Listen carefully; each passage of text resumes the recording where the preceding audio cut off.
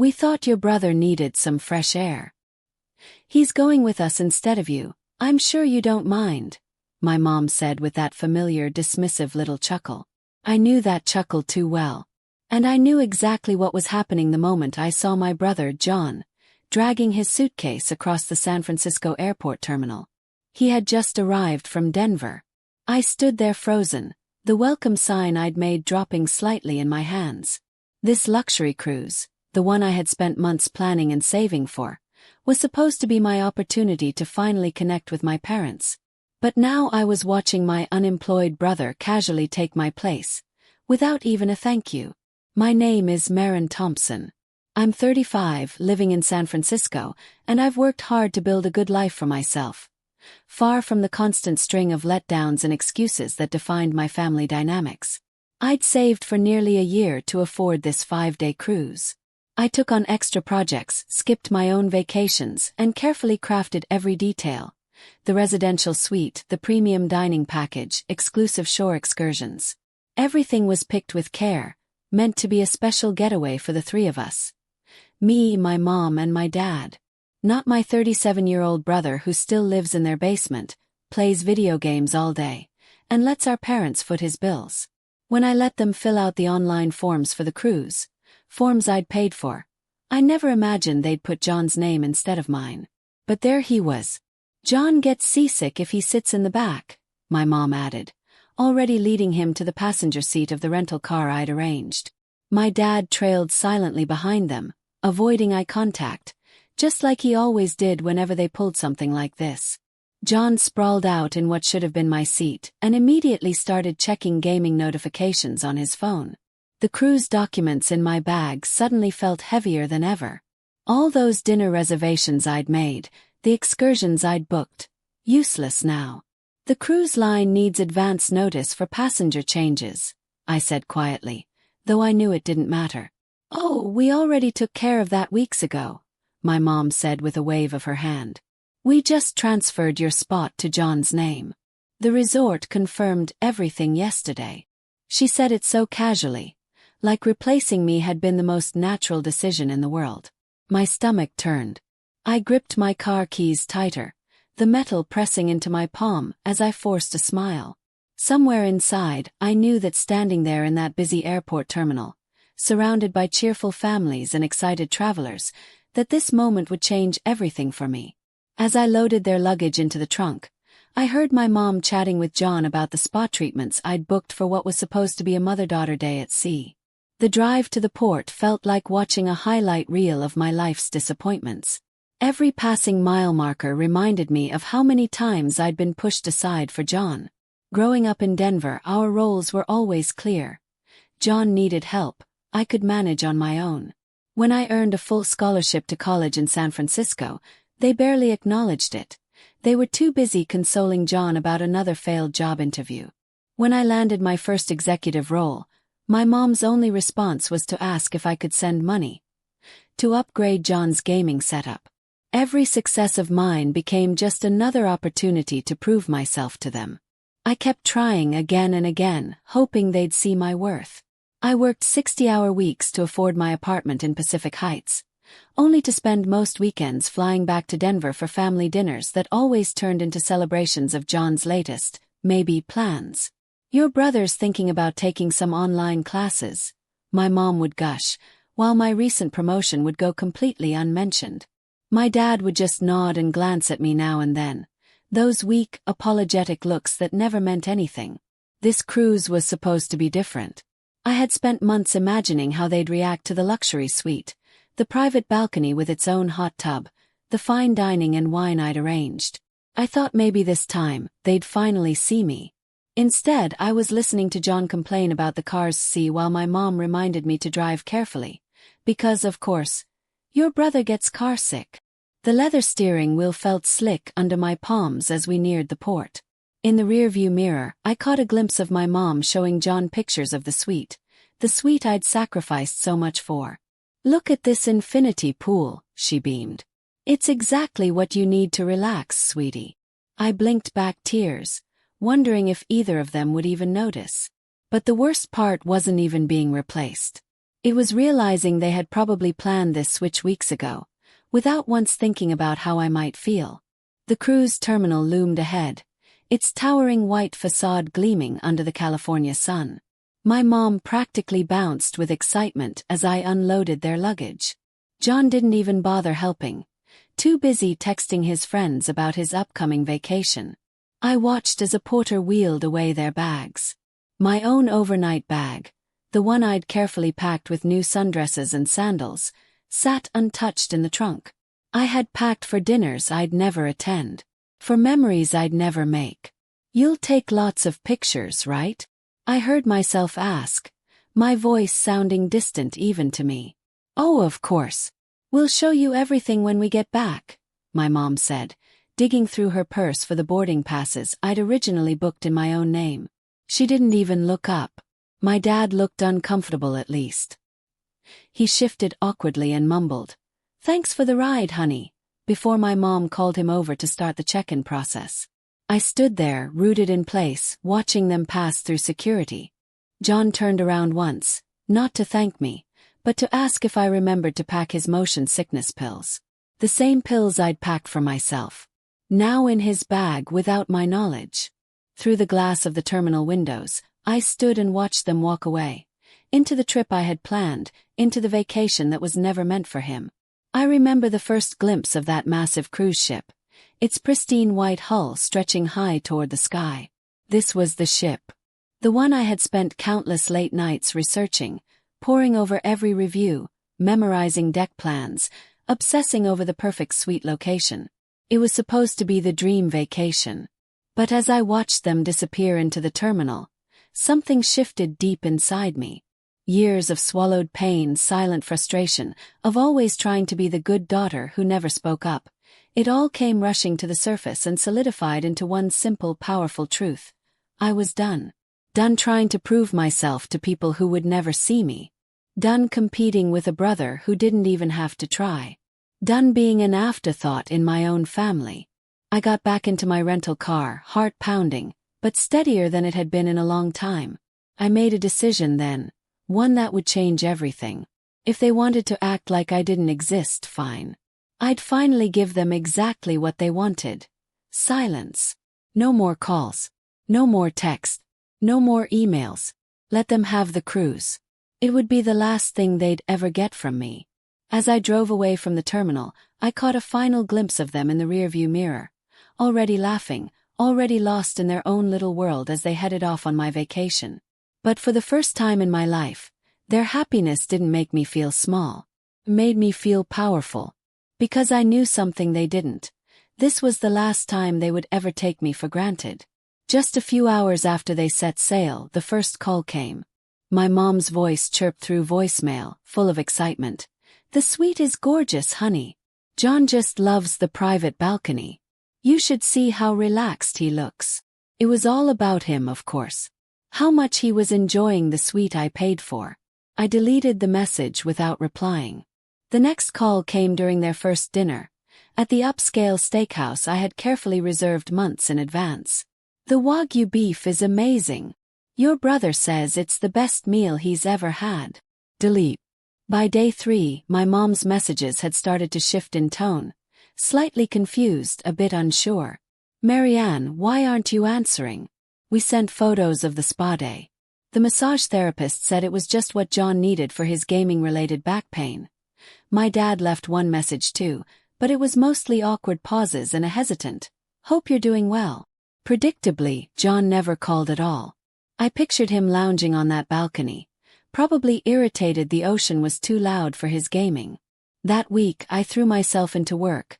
Late nights at the office, extra projects, anything to keep my mind off what was happening on that ship. But every time my phone pinged, every voicemail notification, it all hit like a wave of fresh anger. The photos were the worst. John grinning in front of the infinity pool I dreamed of swimming in. My parents smiling at the candlelit dinner I had planned as a special moment with them.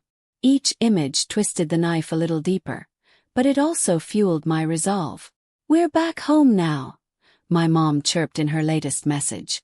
John had such a wonderful time. It was exactly what he needed. So many stories to tell you. Call us. I just stared at the phone, remembering all the times I had rushed to call them back, desperate for their approval. Not this time. Their messages would go unanswered. Their numbers blocked. And as I did it, one by one, I felt something unfamiliar. Not guilt, not sadness, but freedom. The girl who had always answered, always showed up, always tried to please, she was gone. In her place was someone new. Someone who had finally realized her worth. 2 weeks after their return, their attempts to reach me grew more frantic. They called my office. My assistant, bless her, politely told them I was unavailable. They tried texting from different numbers, emailing, even reaching out through cousins on social media. Nothing worked. My mom's messages turned panicked. "Marianne, this isn't like you. What's wrong? Why are you being so difficult about this?" I didn't answer. Instead, I focused on rebuilding my life. No more rushed weekend flights home. No more long phone calls listening to John's latest gaming milestones. No more fake smiles at family dinners where I felt completely invisible. I redecorated my apartment, taking down old family photos and replacing them with art that made me happy.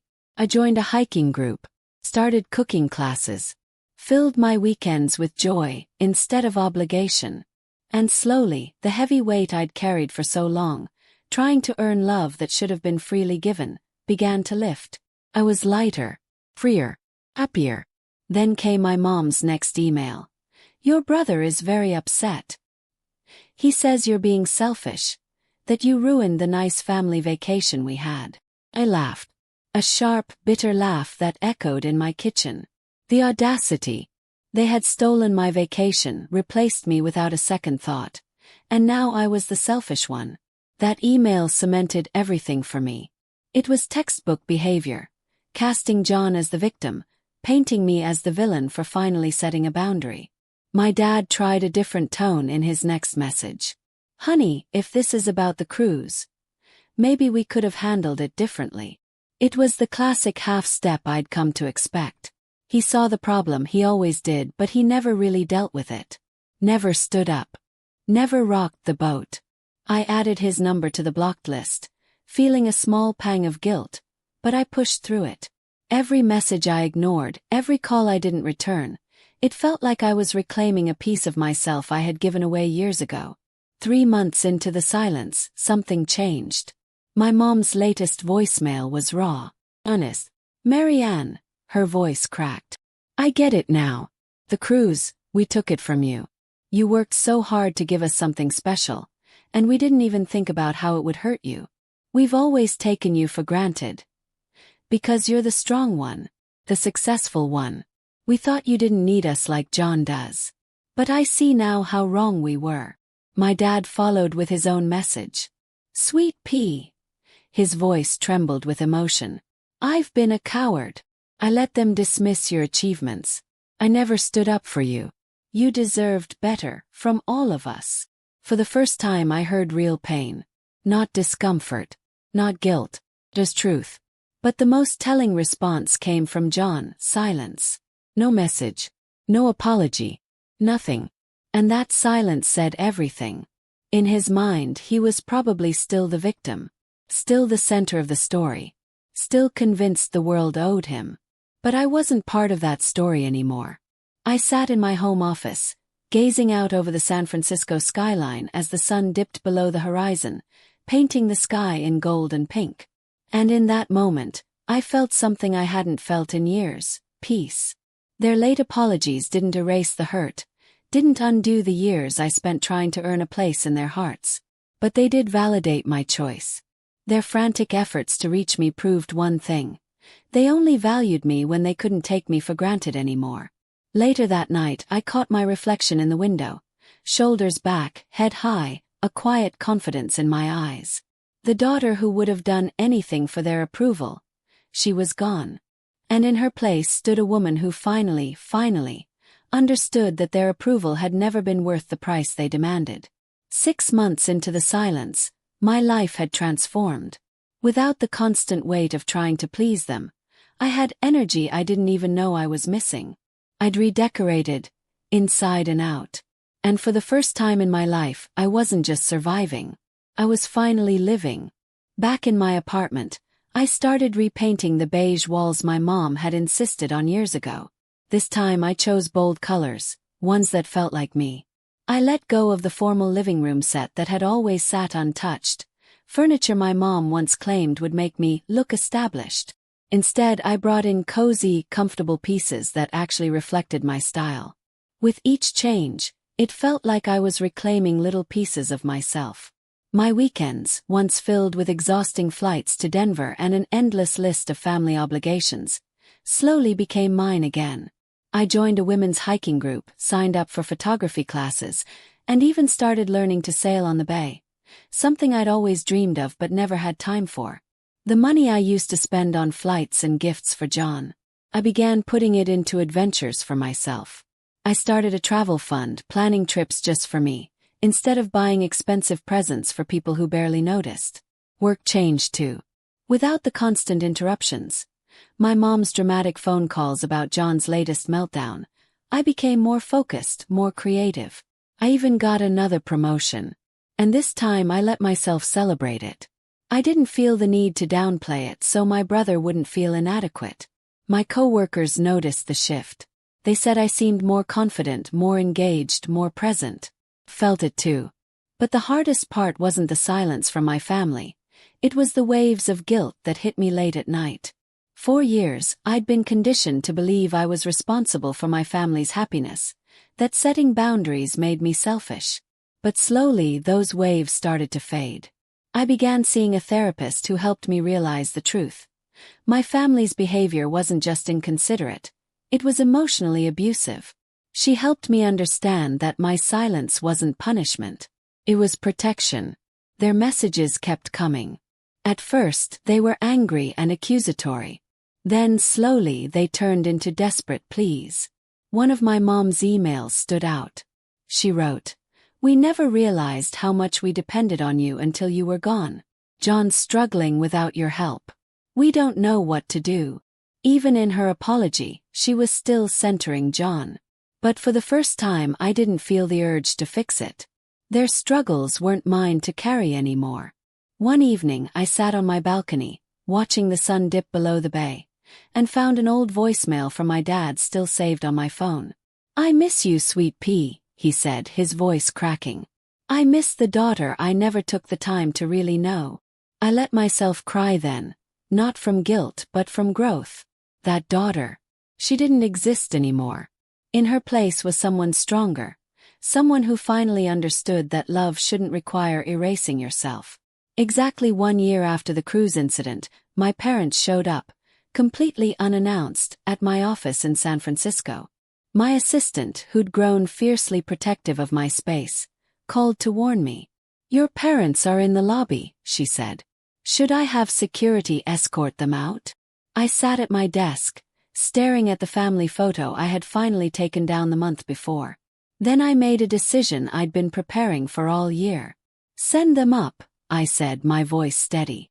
When they walked into my office, they looked smaller somehow. My mom's usual confidence was gone, replaced with something more timid. My dad's shoulders were slumped, his eyes avoiding mine.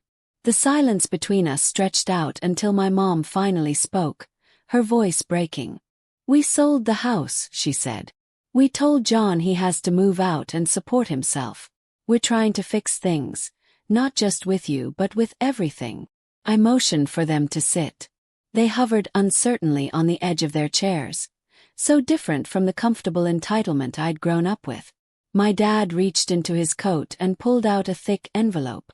"These are from the cruise," he said, placing it on my desk. "Every receipt, every charge. We've calculated what you spent, even the deposits and excursions. We want to pay you back." I looked at the envelope but didn't touch it. "It was never about the money," I said quietly. "It was about respect, about being seen, about having my feelings considered, for once, before John's." My mom started crying then. And this time the tears were real. Not manipulative. Not performative. "We know," she whispered. "We know that now." She continued. "We didn't just come to repay the cruise. We came to tell you we're in therapy. Both of us. We're learning why we did what we did. Why we put so much on you and expected so little from John. They spoke about what they were learning. About the damage they'd caused. About wanting to rebuild, not what we had before but something new. Something better. They didn't ask for forgiveness. They didn't demand I reconnect. Instead, they gave me something I had never received from them before. Respect for my boundaries. As they stood to leave, my dad handed me a letter. "Take your time," he said. "Read it when you're ready. We'll wait. You decide if, or when, you want us in your life again." They left without expecting a hug. Without asking for anything in return. I sat there long after they'd gone, holding the letter, feeling the weight of everything it represented. For the first time they were putting my needs first. And that quiet recognition of my worth. It meant more than any apology. It's been 2 years since that day in my office. I did read their letter eventually. 12 pages. Every instance they'd overlooked me for John, every time they dismissed my feelings, every opportunity they'd missed to show up as real parents. But it wasn't just an apology. It was a recognition of who I'd become despite everything. They wrote about watching me from afar. Seeing my growth, my strength, my refusal to shrink myself anymore. John, for what it's worth, never apologized. Last I heard, he was working at a local gaming store, finally supporting himself at 39. My parents keep firm boundaries with him now. They've stopped rushing to solve his every problem and started learning that enabling him was never love. It was fear. Fear of letting him fail. Fear of letting him grow up. Fear of losing their role as his permanent rescuers. As for me, I've changed. The woman who once stood in that airport terminal, silently accepting being replaced. She feels like a stranger. Because I've learned that strength isn't about enduring mistreatment. It's about having the courage to say enough. My worth is no longer defined by their approval. And that's been the most powerful lesson of all. I've started rebuilding a relationship with my parents. On my terms. We meet every few months. Quiet conversations. They listen more than they talk now. My mom doesn't launch into John's stories the second we sit down. My dad has found his own voice. He doesn't just nod along anymore. It's not perfect, but it's real. And that's all I ever wanted. Just last week my dad called. Not to ask for anything. Just to tell me he was proud of the woman I've become. Not because of my job or achievements, but because I finally stood up for myself. "You taught us how to be better parents," he said, "by showing us what we stood to lose." My mom added something that stayed with me. "We kept trying to make you smaller," she admitted, "when we should have been helping you shine." Sometimes I think back to that cruise, the one they took without me. What felt like the ultimate betrayal at the time became the very thing that set me free. By replacing me on that ship, they gave me the space to grow into someone who would never again accept being an afterthought in her own life.